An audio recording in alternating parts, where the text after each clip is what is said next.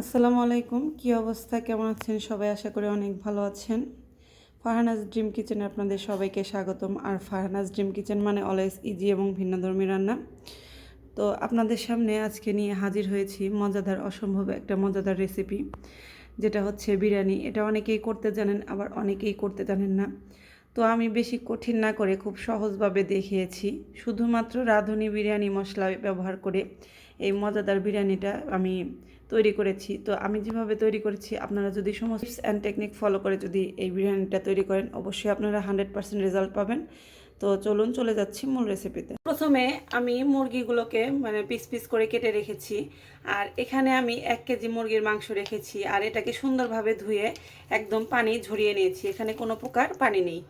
এবার সুন্দর ফ্লেভারের জন্য এখানে দিয়ে দিচ্ছি অল্প একটু আদা বাটা এবং দিয়ে দিব এর সাথে 1 ফালি লেবুর রস। এতে করে কিন্তু ব্রয়লারের যে একটা স্মেল থাকে সেটা কিন্তু দূর হয়ে যাবে এবং এটার টেস্ট কিন্তু অনেক আকারে বেড়ে যাবে। এবারে এখানে দিচ্ছি কিছুটা লবণ। এবার এগুলোকে একটু ম্যারিনেট করে নেব। তো ম্যারিনেট করা হয়ে গেছে, এবার আমি এগুলোকে তেলে ভেজে নেব। তো একটা কড়াইয়ের মধ্যে আমি তেল গরম করে নিয়েছি। এবার এর মধ্যে একটা একটা করে ছেড়ে দিচ্ছি। এবার এগুলোকে লালচে ব্রাউন করে ভেজে নেব। মাঝে মাঝে একটু উল্টিয়ে পাল্টিয়ে দিচ্ছি, যাতে করে সম্পূর্ণভাবে চারপাশ থেকে ভাজা হয়ে যায়। তো এইভাবে একটু উল্টিয়ে পাল্টিয়ে নাড়াচাড়া করে এটাকে ব্রাউন করে ভেজে নিচ্ছি। তো আমার এগুলোকে ভাজা হয়ে গেছে, আমি এগুলোকে এবার তুলে নিচ্ছি। দেখতেই পাচ্ছেন আমি কিভাবে ভেজেছি। আমি এগুলোকে বেশি কিন্তু ডিপ করতে যাইনি। তো এইভাবে করে ভেজে নেবেন। তো আমি এইভাবে সবগুলোই ভেজে নিলাম। তো এবার উঠিয়ে নিচ্ছি। এবারে সেই কড়াইয়ের মধ্যে এখানে দিয়ে দিচ্ছি 1 কাপ পরিমাণ একটু পেঁয়াজ। আর পেঁয়াজটাকে একটু মোটা করে কিন্তু কেটে নিয়েছি, দেখতেই পাচ্ছেন।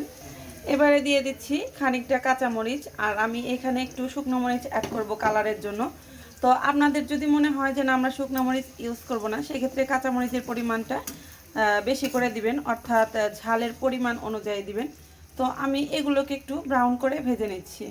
অপরদিকে একটি বাটির মধ্যে আমি এখানে ইনস্ট্যান্ট ফুল মিল্ক পাউডার দিয়ে দিচ্ছি।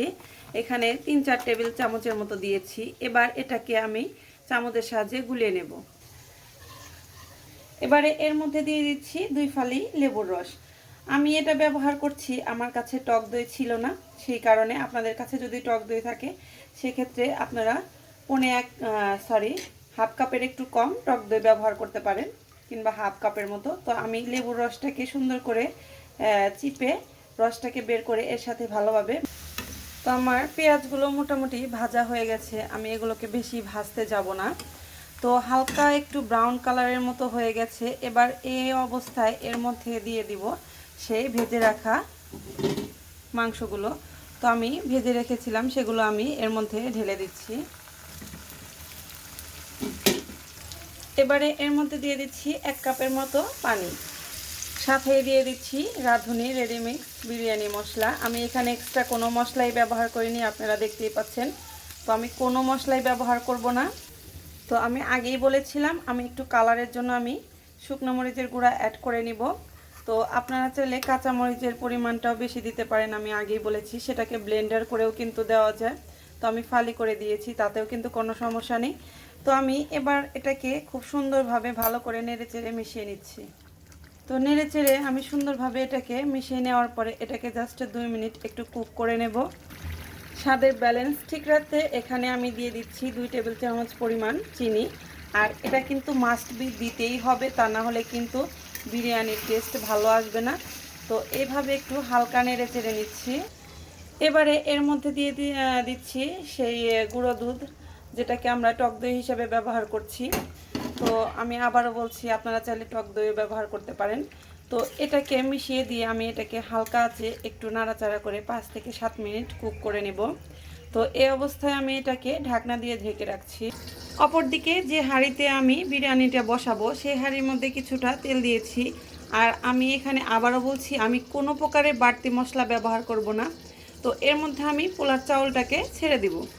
তো আমি 1 কেজি মাংসের জন্য আমি এখানে 750 গ্রাম পোলার চাউল ব্যবহার করছি। তো আমি রজনীগন্ধা চাউলটাকে ব্যবহার করছি, আর এটাই আমার কাছে ঠিক লাগে, বেস্ট লাগে।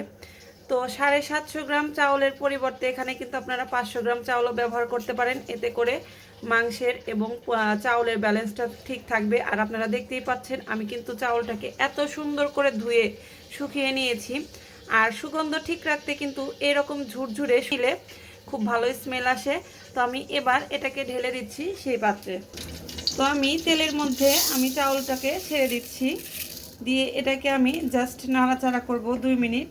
আর অবশ্যই খেয়াল রাখবেন এই অবস্থায় চুলার আঁচটাকে একদম লো ফ্লেমে রাখতে। তো আমি এর মধ্যে আর 1 টেবিল চামচ আদা পেস্ট ব্যবহার করছি। তো আমি এবার এটাকে সুন্দরভাবে নাড়াচাড়া করে জাস্ট 2 মিনিট ভেজে নেব তেলের মধ্যে।